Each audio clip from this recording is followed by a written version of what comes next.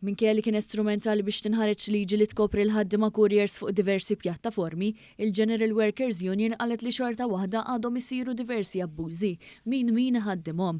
Dan intqal f'laqgħa li saret bejn rappreżentanti tal-General Workers Union u numru ta' ħaddiema couriers mal-Bolt, fejn l-Union talbet li jkun hemm aktar viġilanza u infurzar fuq min għadu qed jabbuża. Dan wara li mijiet ta' ħaddiema mill-pjattaforma diġitali tas-servizz tal-ikel u tax-xiri, Bolt Food, ħarġu fuq strajk fit tmiem il-ġimgħa biex jipprotestaw dwar il-ħlasijiet baxxi li qed jingħataw għal kull konsenja wara li ġiet stabbilita għal ġranet kollha l-istess differenti minn ftit qabel.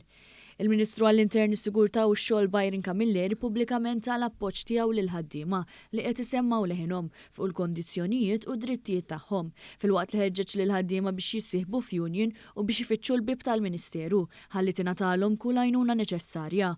Meta tkellem fil-Parlamentu qal ukoll li dawn l-allegazzjonijiet ta' sfruttar qed jiġu investigati waqt li wissa kontra xi forma ta' vendikazzjonijiet ma' tali ħaddiema jew li xi ħadd jaħseb li jista' jneħħihom u japplika l ħaddiema oħrajn ġodda flokhom. Qalli bħala gverni u awtoritajiet se jiqfulhom bis-saħħa. Fi sqarrija l-General Workers Union qalet li qajmet il-kwistjoni dwar dan l-isfruttament fuq fora nazzjonali, meta organizzazzjonijiet tax-xogħol bdew jużaw is-servizz ta' dawn il-ħaddiema minn fuq diversi pjattaformi, hekk kif dawn lanqas biss kienu jitqiesu bħala ħaddiema. Waqt il-laqgħa uffiċjali fisem il-General Workers Union ġew informati li dawn il-ħaddiema mhux qed jitħallsu paga minima u kummissjoni, iżda kummissjoni miżera biss. Minn barrek il-ħaddiema mhumiex koperti b'assigurazzjoni personali li tkoprihom f'każ ta' aċċidenti. Intqal ukoll li għal dawn il-ħaddiema ma jeżistu ebda kundizzjonijiet filwaqt li qed jiffaċċjaw theddid kontinwu u jinsabu f'biża' kontinwa li jitwaqqfilhom il-work permit. Dan filwaqt li jiġu meddin li fl-eluq tal-kuntratt ma jiġġeddiġ. Intqal li wħud irrakkuntaw li saħansitra għalaw swat mingħand il-klijenti minħabba li wassulhom il-konsenja ftit minut tard.